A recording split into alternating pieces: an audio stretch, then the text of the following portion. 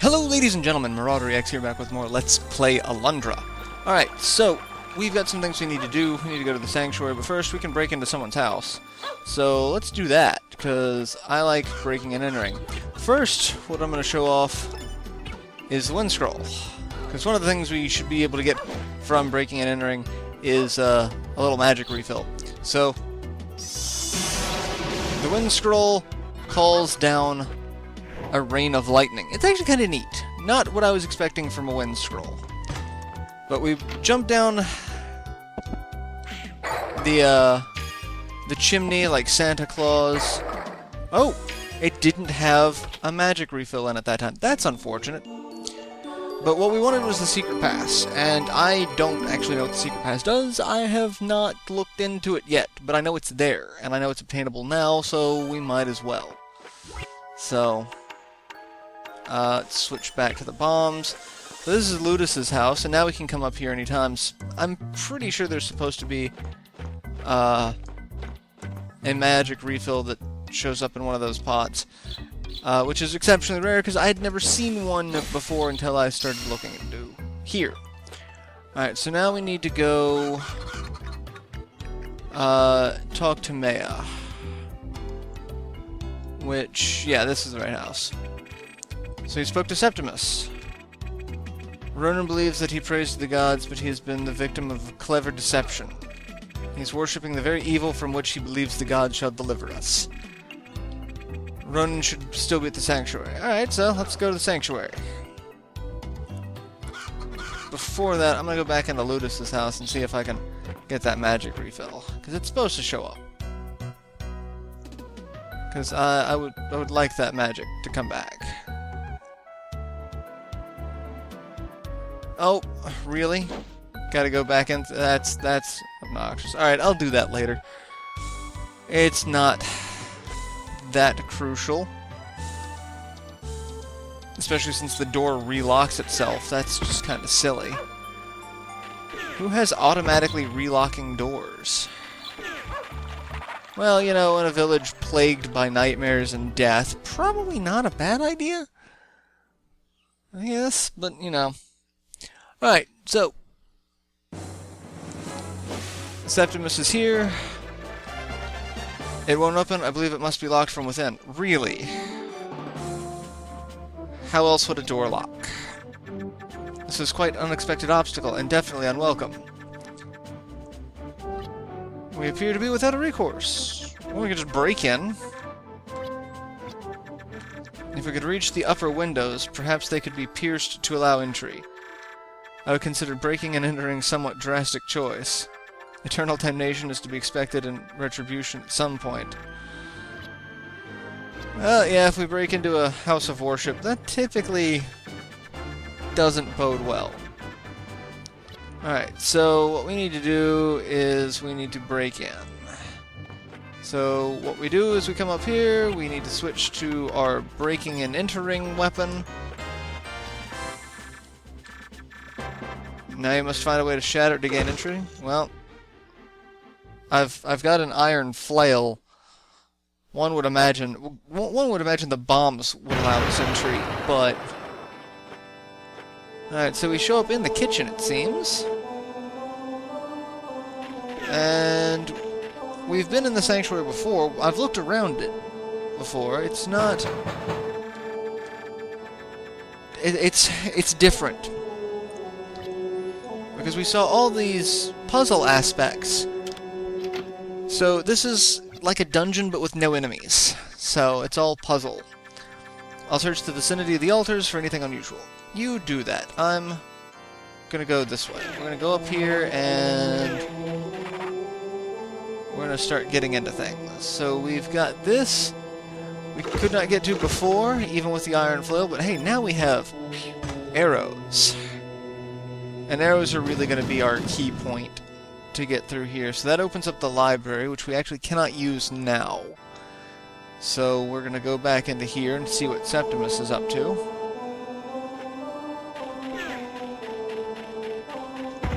And it appears to be some kind of a switching device. And quite well hidden at that. Shall we activate the switch? Yes!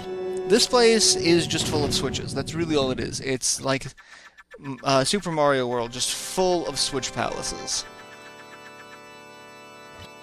Can't be sure, but I think that came from the West Room. Alright, so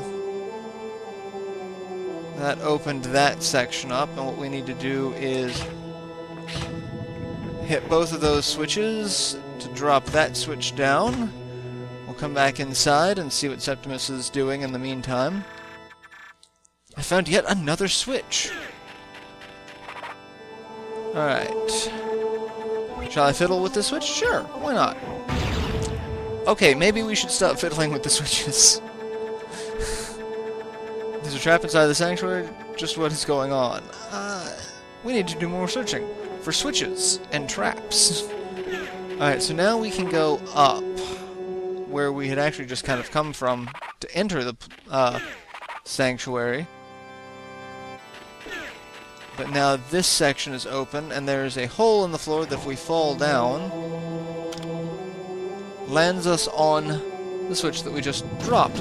Which makes us wonder, like, if that's where it fell from, did we just break a hole? Do those two switches there just break holes in things?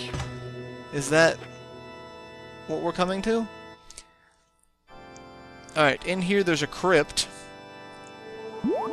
with a magic appearing book.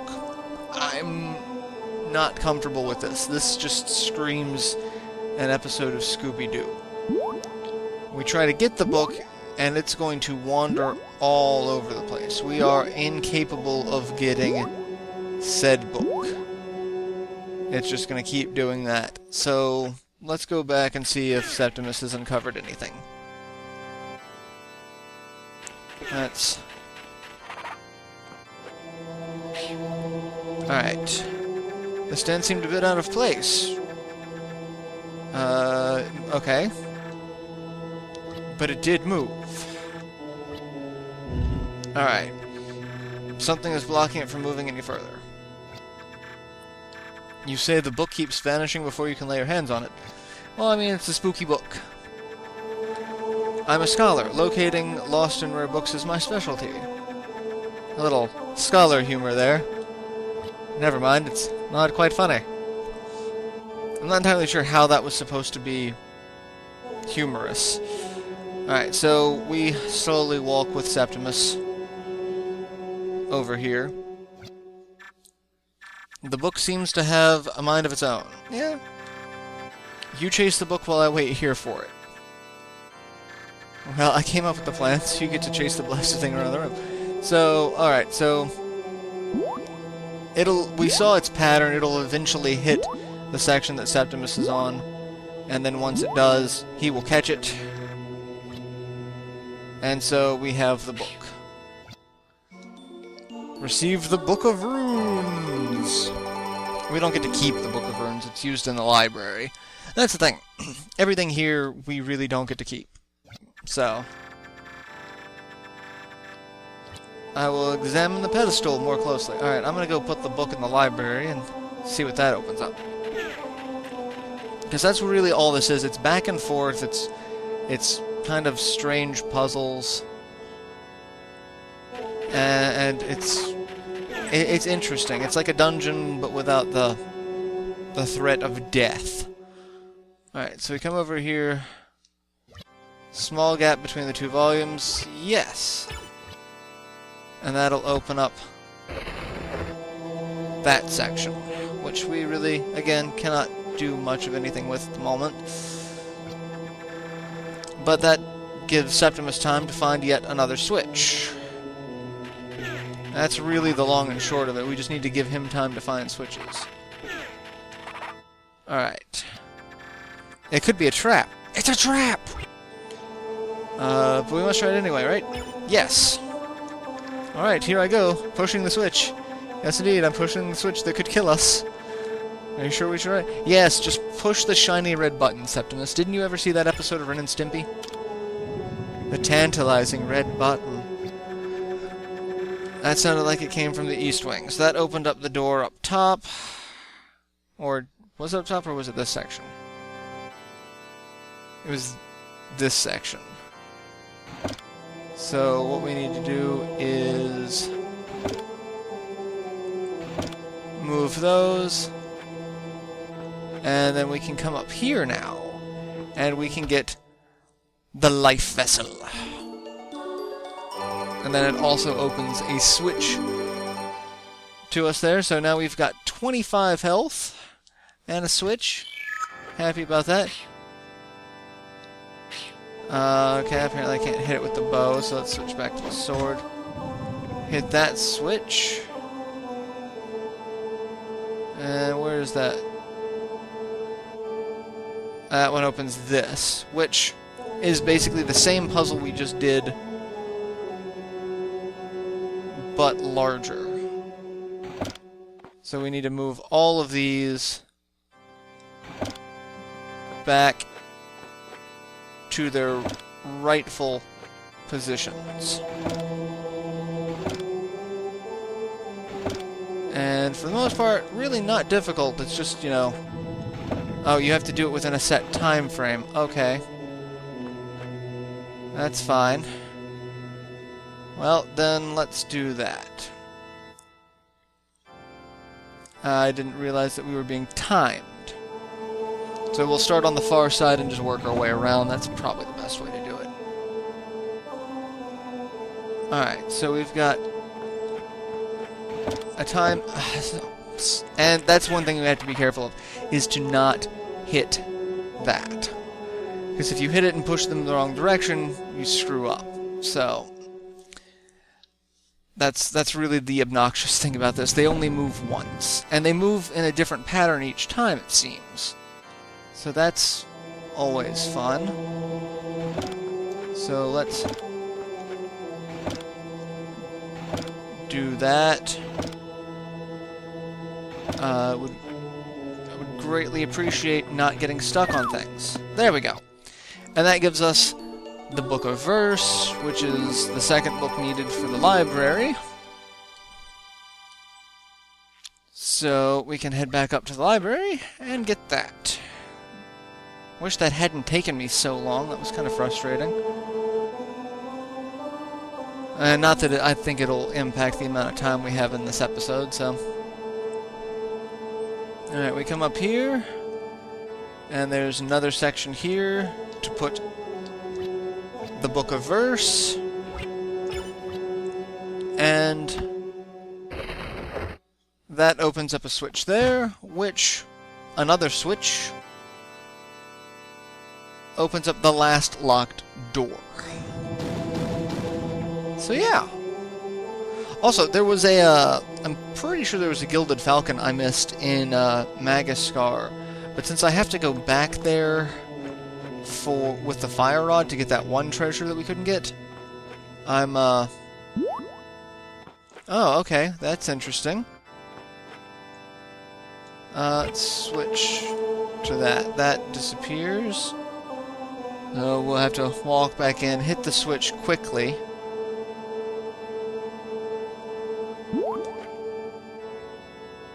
Oh, I get... Or do we... Oh, we can't touch the rug. That's the key to it. If we touch the rug, everything vanishes. Like that. So, okay.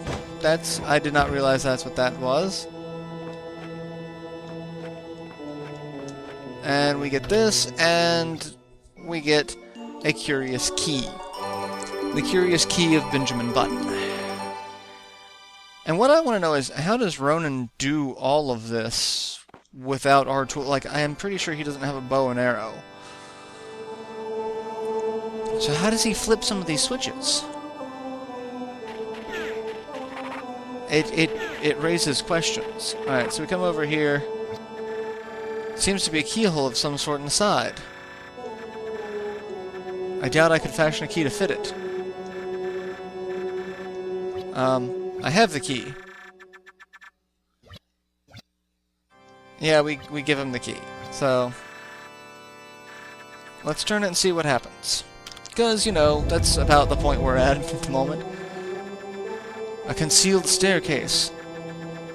Bet you 100 gil that Ronan not only knows about it, he uses it, but for what? Alright, so let's go down the stairs. See what's down here. There is a huge complex underneath the sanctuary. Look at that. This is very tower Grand Seal type thing. Come in here. I'm not controlling Alundra, by the way. This is just him walking. And we see Ronan and a statue of Melzus. This is a statue of worship, a statue for the gods. The king made it a crime to worship these idols. And here you are breaking the law. Why? Now that the gods are not seen, they have been all but forgotten by sinful mankind. Called upon by us only in times of dire need, the gods are angry for treating them this way. I'm a faithful servant of the gods, and I continue to respect and honor them. Except that's not a god, that's a demon. He's trying to destroy all of mankind. I have violated the king's law since its inception, yet I have not hidden that fact.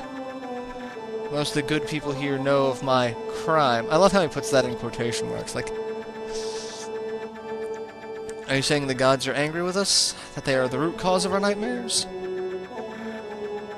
Well, when I said nightmares were the work of evil was Maya. Or was that you, Alundra? Yeah, the nightmares are the work of evil. Why are the gods who created us now torturing and murdering us? Because we have betrayed them.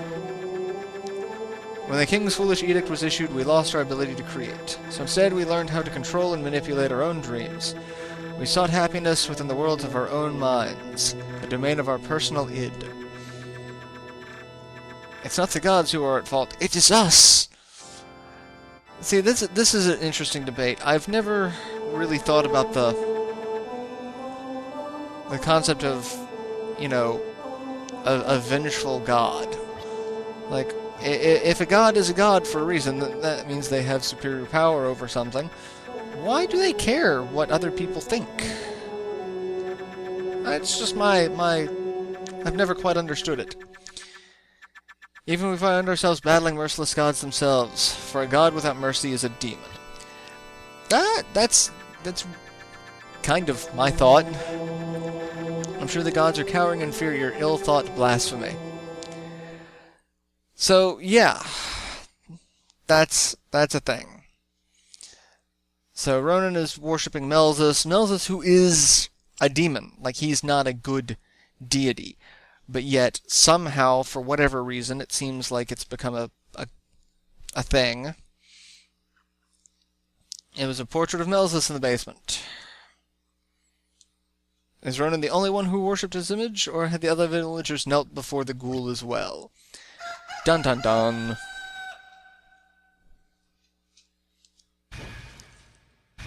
Alright, and we wake to the sounds of Jess clamoring downstairs. So this is actually where I'll end this episode, because we've got a lot of dialogue coming up, more than what we can fit in the time left for the video. So I'll see you guys in the next installment. So till then, later everyone.